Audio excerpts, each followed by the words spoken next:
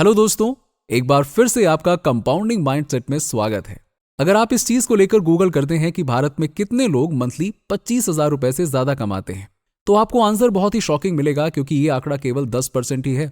जैसे कि आप इस इंडिया टाइम्स के आर्टिकल में पढ़ भी सकते हैं। इसका मतलब है कि अगर आप महीने के 25,000 रुपए भी कमाते हैं तो आप भारत के टॉप 10% लोगों में आते हैं। लेकिन साथ ही ये आंकड़ा हमें यह भी बताता है कि भारत की 90% पॉपुलेशन सालाना 3 लाख रुपए से भी कम कमाती है, जिसके लिए इनमें से अधिकतर लोग या तो खुद की किस्मत को दोष देते हैं या फिर सरकार को। जबकि इनके पुअर क्लास और लोअर मिडिल क्लास में रहने का सबसे बड़ा कारण है इनका खुद का माइंडसेट, जो कभी इन्हें अमीरों की तरह सोचने ही नहीं देता। और इसकी शुरुआत हमारे बचपन से ही हो जाती है। जैसे कि जब हम छोटे थे तब हमारे पेरेंट्स ये कहते थे कि हमने अपने बचपन को बहुत ही संघर्ष से जिया है, क्योंकि उस समय हमारे पिताजी की कोई हाई पेइंग सैलरी नहीं थी। इसीलिए अब हम चाहते हैं कि तुम्हारे साथ फ्यूचर में ऐसा ना हो, इसीलिए तुम खूब मन लगाकर पढ़ाई करो, अच्छे मार्क्स लाओ, ताकि आगे चलकर तुम्हें अच्छी सैलरी वाली एक सेफ एंड सिक्योर जॉब मिलेगी, जिससे कि तुम्हारी लाइफ सेट हो जाएगी। अब इसके बाद जब हमारे पेरेंट्स पैसों को लेकर कुछ बातें करते थे और हम गलती से भी उनकी बातों को सुनने लगते थे, तो वो हमें डांट कर कहते थे कि तुम इन सब मामलों से दूर रहो और अपनी पढ़ाई करो, तुम्हें जो चीज चाहिए हमें बोलना, हम ला कर देंगे। फिर हम अपने पेरेंट्स को ये करते हुए देखते थे कि वो कुछ खरीदने के लिए बहुत दिनों से पैसा इकट्ठा करते थे, फिर वो चीज खरीदते थे। तो इन सब चीजों से बचपन से ही पैसों को लेकर हमारी माइंड की कंडीशनिंग हो जाती है कि हम पैसों को केवल सेव करना और खर्च करना ही सीख पाते हैं। बट दोस्तों जरा रुकिए, ये तब की बात थी, क्योंकि आपको ये बात जानकर हैरानी होगी कि according to gross domestic savings report, Bharat में पिछले 10 सालों में लोगों के सेविंग्स रेट में भारी गिरावट आई है। क्योंकि इन 10 सालों में सोशल मीडिया ने एक नई रेवोल्यूशन लाई है, जिससे कि भारत की मैक्सिमम लोअर मिडिल क्लास और अपर मिडिल क्लास पॉपुलेशन बड़े बड़े सेलिब्रिटीज और इन्फ्लुएंसर्स के लाइफस्टाइल से प्रभावित होकर उनकी तरह खर्च करने की कोशिश करती है। और अगर उनके पास इन सब चीजों पे खर्च करने के लिए पैसे कम पड़ते हैं तो ये लोन्स, EMI, क्रेडिट कार्ड्स की हेल्प लेने से पीछे नहीं हटते हैं, जिसकी वजह से ये एक ऐसे लग्जरी ट्रैप में फंस जाते हैं जहां इनकी फ्यूचर फाइनेंशियल लाइफ पूरी तरह से बर्बादी की ओर इशारा कर रही होती है। और ये देखा गया है कि ऐसे ट्रैप में अधिकतर वही लोग होते हैं जो अपने 20s और 30s में होते हैं। इसीलिए आज के इस वीडियो में मैं आपको 5 ऐसे मनी ट्रैप के बारे में बताने वाला हूं, जिसे अगर आप अवॉइड करने में कामयाब हो जाते हैं तो इस बात की गारंटी है कि आप आने वाले समय में फाइनेंशियली स्ट्रगल भी नहीं करेंगे और आपके पास एक अच्छी खासी वेल्थ भी होगी, जो फ्यूचर में पैसों से संबंधित आपके टेंशन को आपसे कोसों दूर रखेगी।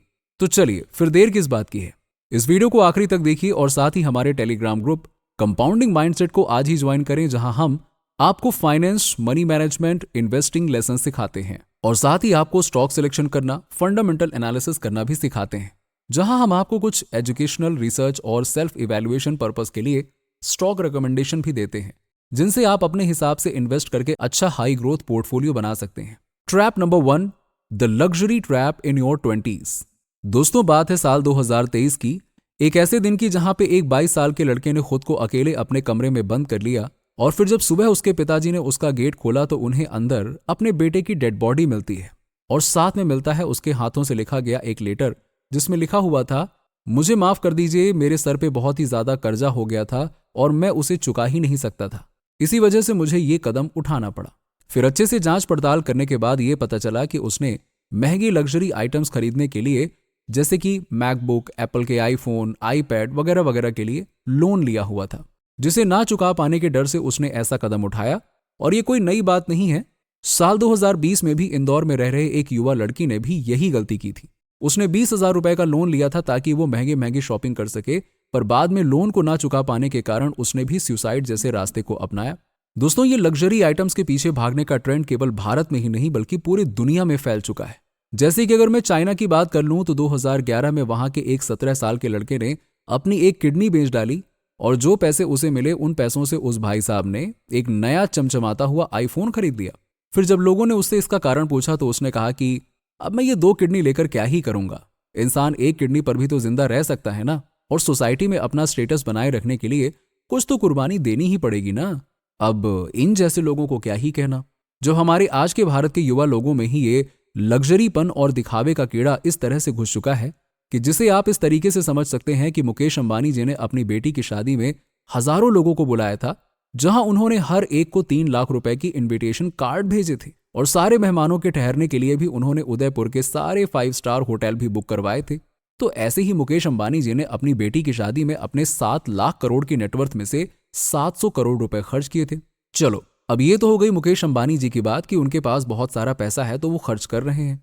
700 करोड़ भी उनके टोटल नेटवर्थ का केवल 0.2% ही था। लेकिन ये सब देखकर आम लोग भी इस एक्सपेंसिव, लग्जरी और शो ऑफ लाइफस्टाइल को अपनाने लगते हैं। भारत की मैक्सिमम 90% पॉपुलेशन अपने घर में किसी की शादी में अपने सारे नेटवर्थ को ही उड़ा देते हैं, जिसमें अगर इन्हें पैसे और कम पड़ जाएं तो ये बैंक से लोन तक ले लेते हैं, जो फिर इनकी लायबिलिटी को बढ़ाता है और इन्हें एक ऐसे मिडिल क्लास ट्रैप के दलदल में फंसा देता है जहां से फिर बाहर निकलना बहुत ही मुश्किल हो जाता है। Trap number 2, getting in debt at early age. दोस्तों, आज के जमाने में लोन पाना एक बहुत ही आसान काम हो गया है। कई सारे बैंक्स, एप्स और वेबसाइट्स हैं जो आपको कुछ ही मिनटों में लोन दे देते हैं, वो भी बिना ये देखे कि आप उस लोन को चुका भी पाएंगे या फिर नहीं। मिडिल क्लास के ज्यादातर लोग अपने पर्सनल नीड्स को पूरा करने के लिए बैड लोन्स ही लेते हैं और इस वजह से वो बुरे डेट में फंस जाते हैं। आजकल बाय नाउ पे लेटर, EMIs, क्रेडिट कार्ड जैसे टूल्स की वजह से एक इंसान को ज्यादा समय नहीं लगता एक बुरे लोन के दलदल में फंस जाने में। ये स्कीम्स आपको इंस्टेंट ग्रेटिफिकेशन देती हैं, यानी कि आपको तुरंत वो चीजें दिला देती हैं जो आप शायद कुछ सालों बाद ले पाते। क्योंकि जब हम क्रेडिट कार्ड का इस्तेमाल करते हैं तो उस समय पर हमें ऐसा लगता है कि हम फ्री में शॉपिंग कर रहे हैं, लेकिन परेशानी तब होती है जब बिल्स आते हैं और आप उसे टाइमली पे नहीं कर पाते हैं, जिससे कि ये क्रेडिट कार्ड वाले आपसे बाद में 18% से 40% तक के ब्याज में पैसे वसूलते हैं और इन सब की वजह से आपकी स्पेंडिंग्स काफी बढ़ जाती है। आपके ऊपर बहुत सारा कर्ज आ जाता है और आप फ्यूचर में अपने पैसों से लोन्स ही चुकाते रह जाते हैं। इन्वेस्टमेंट करना तो बहुत दूर की बात है। इसीलिए ध्यान रहे कि अपने 20s में ज्यादा डेट लेकर अपने आप को फाइनेंशियल डेट में डालना एक बहुत ही बड़ी गलती है। और रही बात क्रेडिट कार्ड की, तो आप जरूरत पड़ने पर इसका जरूर से इस्तेमाल कर सकते हैं, पर अपनी लग्जूरियस इच्छाओं को पूरा करने के लिए क्रेडिट कार्ड का यूज करना बेवकूफी है। Trap number 3, expensive girlfriend. दोस्तों, हम इस बात से इनकार नहीं कर सकते हैं कि आजकल के यंग लड़कों में गर्लफ्रेंड्स बनाने का इस तरह से ट्रेंड चला हुआ है जैसे कि लोगों में आईफोन और रॉयल एनफील्ड के बुलेट बाइक का ट्रेंड है। अब यहाँ पे गर्लफ्रेंड होने में प्रॉब्लम नहीं है। प्रॉब्लम तो तब होती है जब आप गलत समय पे गलत लड़की चूज कर लेते हैं।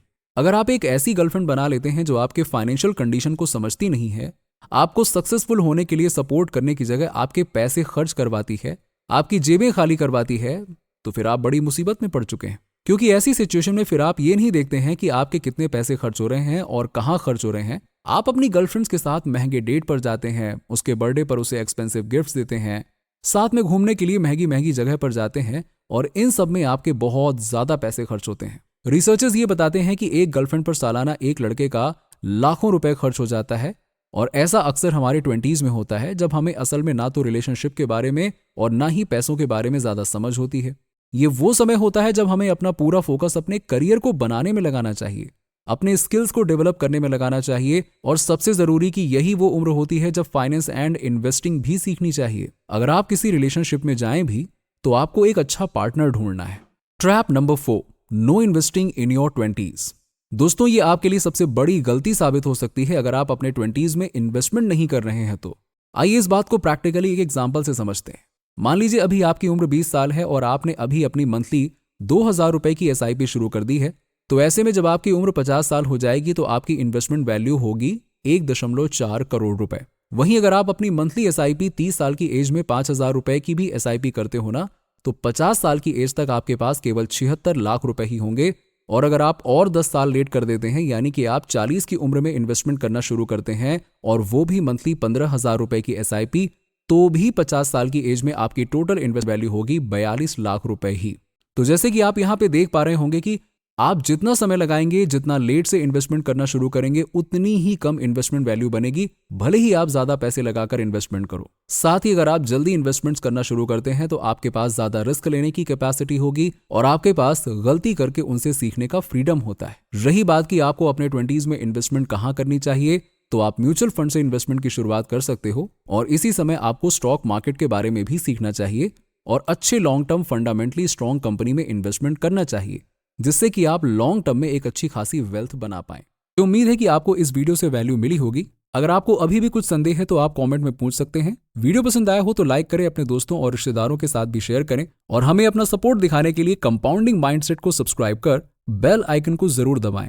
चलिए मिलते हैं आपसे अगले वीडियो में। यहां तक रुकने के लिए आपका सच्चे मन से बहुत बहुत धन्यवाद। जय हिंद।